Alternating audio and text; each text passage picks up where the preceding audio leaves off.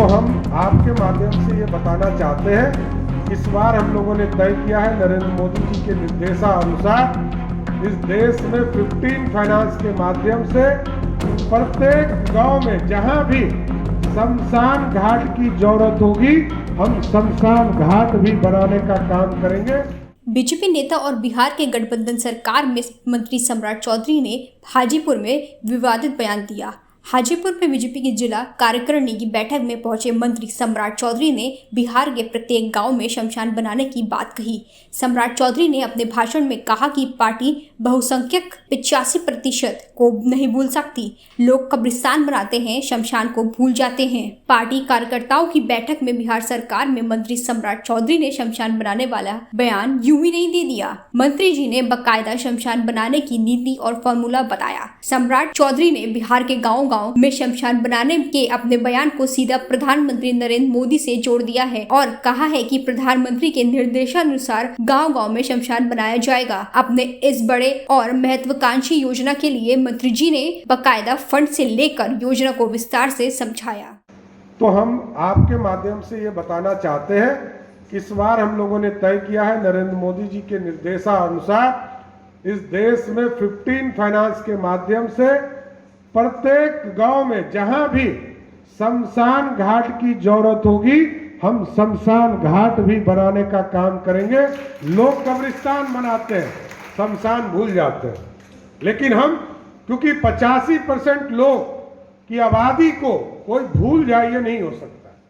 कार्यक्रम पार्टी और कार्यकर्ताओं की थी। आगे मंत्री सम्राट चौधरी ने जो कहा वो गठबंधन को छुपने वाला था। बिहार में जेडीयू के साथ गठबंधन सरकार में मंत्री सम्राट चौधरी ने कहा कि 2015 के विधानसभा चुनाव में अगर हार नहीं मिली तो भाजपा जेडीयू से गठबंधन नहीं करती, न ही भाजपा को किसी दूसरे का नेतृत्व कबूल करना पड़ता। इशारा साफ था। सम्राट चौधरी ने बिहार में एनडीए सरकार के मुखिया नीतीश कुमार की तरफ इशारा करते हुए कहा कि गठबंधन की मजबूरी में भाजपा का मुख्यमंत्री नहीं बन पाया। भाजपा नेता के बयान ने विपक्ष को बैठे बिठाए हंगामा करने का मौका दे दिया। महुआ से आरजेडी विधायक मुकेश रोशन ने कहा कि विधायकों सांसदों ने अस्पताल बनवाने के लिए अपनी निधि के पैसे सरकार को लौटा दिया था और मंत्री अस्पताल स्कूल बनवाने की बजाय शमशान बनाने की बात कह रहे हैं। बिहार को शमशान बनने नहीं दिया जाएगा। बताइए कि जहां अस्पताल की जरूरत है वहां वो लोग शमशान बनाने की बात कर रहे हैं कि बिहार के गांव-गांव में शमशान बनाएंगे।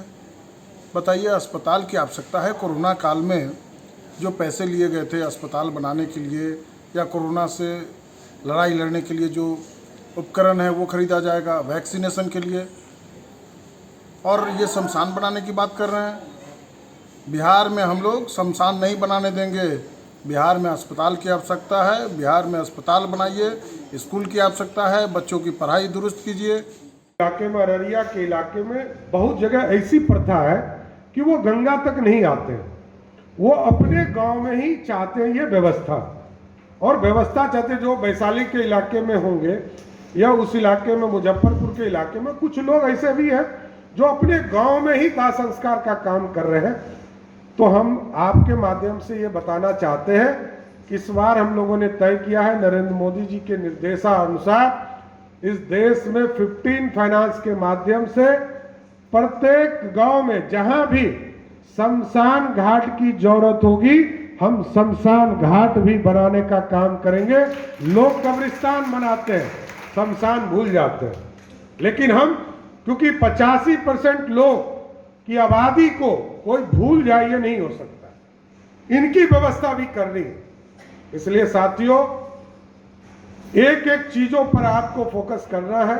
संगठन, सरकार, बिहार सरकार में क्योंकि हम एक गठबंधन के स्वरूप में है तो हमारी भी बहुत सी मजबूरियां हैं, बहुत सी चीजों में हम लोगों को सहयोग लेना पड़ता है। और दूसरा सबसे बड़ा कि देश के प्रधानमंत्री के नेतृत्व में देश की सरकार चल रही है, तो 3 फैक्टर को देखते हुए संगठन कैसे मजबूत हो, बिहार में किस तरह आदरणीय रत्नाकर जी बैठे हैं। मैं तो बड़ा स्पष्ट कहता हूं कि 2015 की गलती को सुधारना और 2015 की गलती तब सुधरेगी जब 2024 और 25 के लिए हम तैयार हो जाएं कि हमारा नेतृत्व मान ले कि अब हम अकेले भी चुनाव लड़ेंगे तो बिहार में सरकार बना सकते, क्योंकि जब तक इतनी मजबूती नहीं होगी तब तक कुछ नहीं हो। और खासकर हाजीपुर के लोगों को तो भाई मैं सचेत करना भी चाहता हूं कि पिछले चुनाव और इस चुनाव में, आगे के चुनाव में फर्क होगा।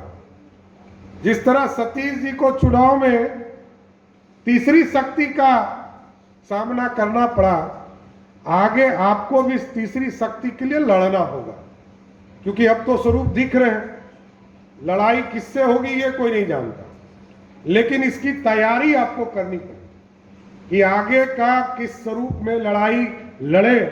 और तीनों माननीय विधायक तो विशेष तौर पर हम कहेंगे इस पर ध्यान देना।